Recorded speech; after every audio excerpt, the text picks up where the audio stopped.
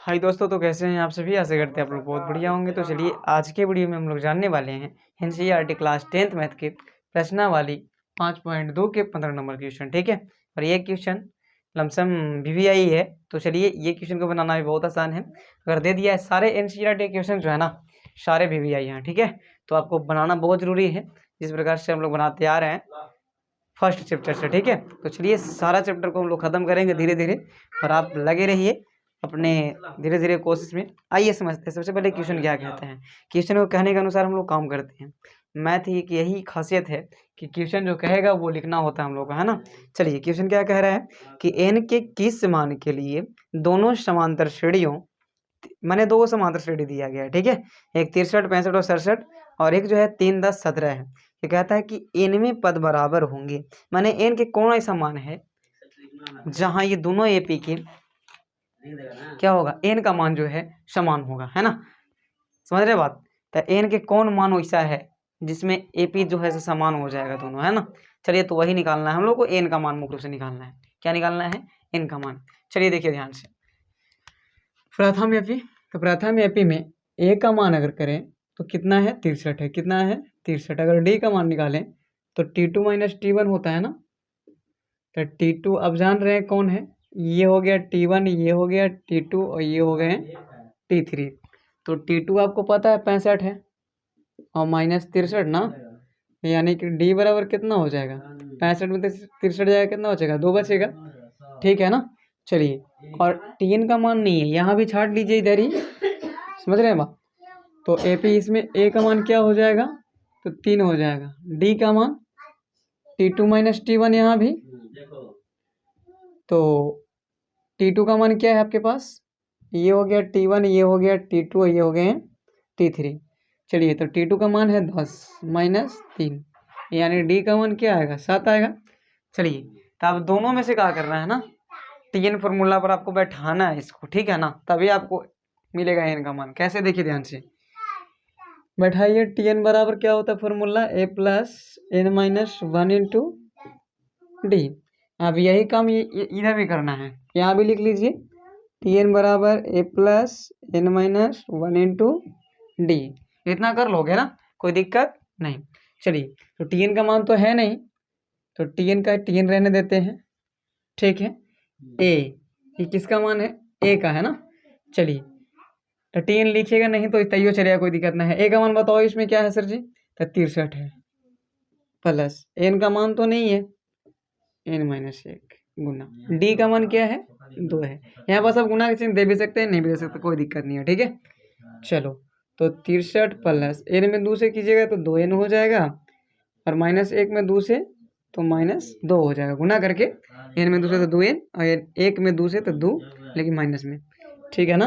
अब 63 में से 2 जाएगा, कितना बचेगा, 61 प्लस 2n। इसको आप मान लीजिएगा समीकरण 1। ठीक है, समीकरण क्या मानना है, 1 मानना है। ठीक है ना, इसी में भी वही काम करना है, कर लो फटाफट। a का मान कितना है सर, तो 3 है, n का मान नहीं है, माइनस 1 का माइनस है, और d का मान जो निकला है 7 निकला है। 3 प्लस n माइनस 1 के 1 लिखिए। आप देखिए 7 जब हुआ, सॉरी गुना कर दीजिए इसको फटाक से, n में 7 से कीजिएगा 7 हो जाएगा, और माइनस 1 में 7 तक कितना हो जाएगा, 7 हो जाएगा। अब 3 में से माइनस 7 जाएगा तो माइनस 4 बचेगा और प्लस 7 ही बचेगा। काहे माइनस 4 लिखे, आपको पता है कि बड़ा वाला का चिन्ह लिखाता है, और यहाँ प्लस यहाँ माइनस तो घटबे करेगा, है ना। तो इसको मान लेना है समीकरण 2, कोई दिक्कत वाली बात नहीं ना यहाँ पास। चलिए अब बान बोला है कि n के किस मान के लिए दोनों जो एपी होगा समान होगा। ठीक है, दोनों एपी समान होगा। तो समान का मतलब होता है सर बराबर, क्या होता है, बराबर। तो दोनों एपी को आपस में क्या करना है, बराबर कर देना है। तो यहाँ पास क्या निकला, 61 प्लस 2n, यहाँ माइनस 4 और प्लस 7n, है कि नहीं। तो दोनों एपी को क्या कर देना है, आपको बराबर कर देना है। ठीक है, तो यहाँ पास लिख भी सकते हैं कि समीकरण फर्स्ट एवं सेकंड से, समीकरण फर्स्ट एवं सेकंड से, या सेकंड को तुलना करने पर, फर्स्ट समीकरण फर्स्ट एवं सेकंड को क्या करना है, तुलना करना है। ठीक है, चलो आओ देखो ध्यान से, अब क्या करेंगे यहाँ पास, ध्यान से देखिए। तो अब आपको क्या करना है, n का मान इधर है ना, तो इधर ही खींच दीजिए। आइए तो 2n माइनस 7n हो जाएगा बराबर, तो 7n खींच लिया तो क्या बराबर बचा, 4 बचा, तो -4। इधर 61 है तो -61 हो जाएगा, है ना, काहे कि इधर प्लस में है। 7 में से 2 चला जाएगा, काहे कि माइनस और प्लस है, यहाँ पास प्लस, तो क्या बचेगा, -5n बच जाएगा। 61 में से 4 जुड़ेगा तो 61 और 4 कितना हो जाएगा, 65। नहीं, अब माइनस माइनस इसलिए जोड़ रहे हैं, अगर प्लस प्लस रहता है तो जुड़ जाता है, और माइनस माइनस रहता है क्या होता है, जुड़ जाता है। अब आपको पता होगा कि 5 एकम 5 और 5×3 15 कट जाएगा ना, देखिए 13 पचे 65, 13 पचे यानी n बराबर कितना हो जाएगा, 13, माइनस से माइनस भी खत्म, ठीक है ना, यानी n का मान कितना आ गया, 13।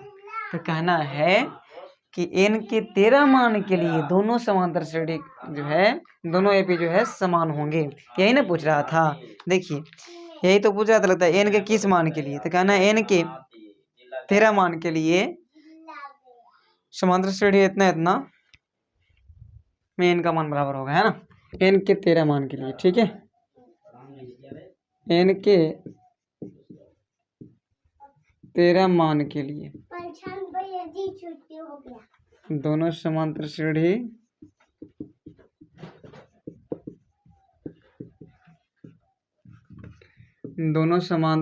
जो है समान होंगे, ठीक है, ये आप लिख सकते हैं, क्या होंगे, समझ रहे हैं बात, यही आपको लिखना था लास्ट में। और ये आपको पता चला कैसे कैसे हुआ, दोनों दिले था, उसमें क्या करेंगे, tn का मान दोनों तरफ निकाल लेंगे, जिससे कि 2 का हमको समीकरण मिलेगा, और समीकरण मिलने के बाद में दोनों को क्या करना है, बराबरी कर लेना है, बराबर कर लोगे, बराबर बोला था इसलिए, ठीक है ना।